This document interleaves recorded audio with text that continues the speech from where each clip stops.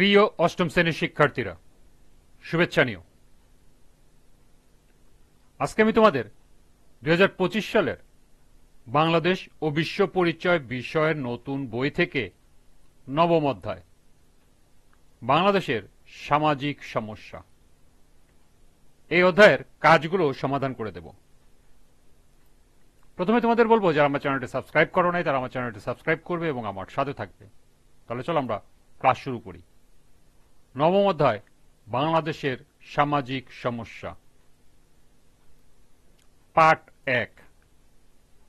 লক্ষ্য করো, 98 পৃষ্ঠার নিচে পার্ট 1-এর একটি কাজ দেয়া আছে। কি কি কারণ শিশু কিশোরদের অপরাধী করে তোলে উল্লেখ করো।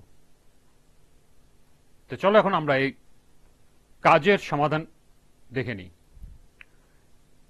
এর সমাধান হবে, অপ্রাপ্ত বয়স্ক ছেলেমেয়ে বা কিশোরদের দ্বারা সংগঠিত বিভিন্ন ধরনের অপরাধকেই বলা হয় কিশোর অপরাধ।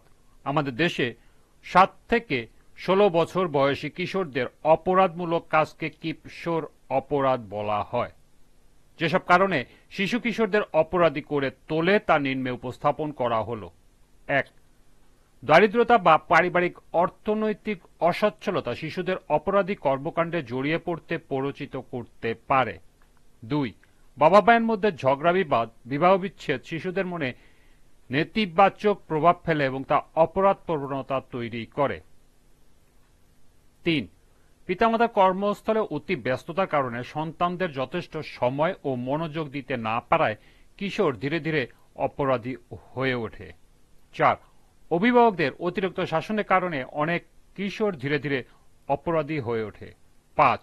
বন্ধুবান্ধব বা সঙ্গীত দ্বারা প্রভাবিত হয়ে খারাপ কাজের দিকে ঝুঁকে পড়া শিশু কিশোরদের মধ্যে একটি সাধারণ প্রবণতা। 6. অনেক শিশুই নিরক্ষর বা কম শিক্ষিত অবস্থায় থাকে, যা তাদেরকে অপরাধী কর্মকাণ্ডে জড়িয়ে ফেলতে পারে। 7. মানসিক চাপ, অবসাদ বা অন্যান্য মানসিক সমস্যাগুলো শিশুদের অপরাধী আচরণে প্রভাবিত করতে পারে। 8. ইন্টারনেটের সহজলভ্যতা এবং সামাজিক যোগাযোগ মাধ্যমের অপব্যবহার শিশুদের অপরাধী আচরণে প্রভাবিত করতে পারে। 9. মাদক দ্রব্য সেবনের ফলে শিশু কিশোররা তাদের বিচারবুদ্ধি হারিয়ে ফেলে এবং বিভিন্ন অপরাধমূলক কাজে জড়িয়ে পড়ে। 10.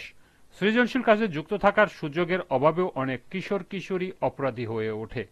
11. বস্তির পরিবেশ সেখানকার নানা খারাপ অভিজ্ঞতা শিশু কিশোরদের অপরাধী করে তোলে। এবং সর্বশেষ 12.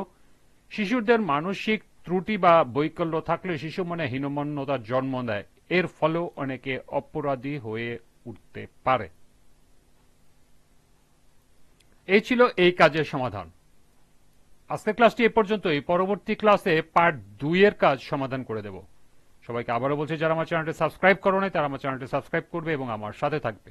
সবাইকে পরবর্তী ক্লাস দেখার আমন্ত্রণ জানিয়ে আজকের মতো আমি এখানেই বিদায় নিচ্ছি। আল্লাহ হাফেজ।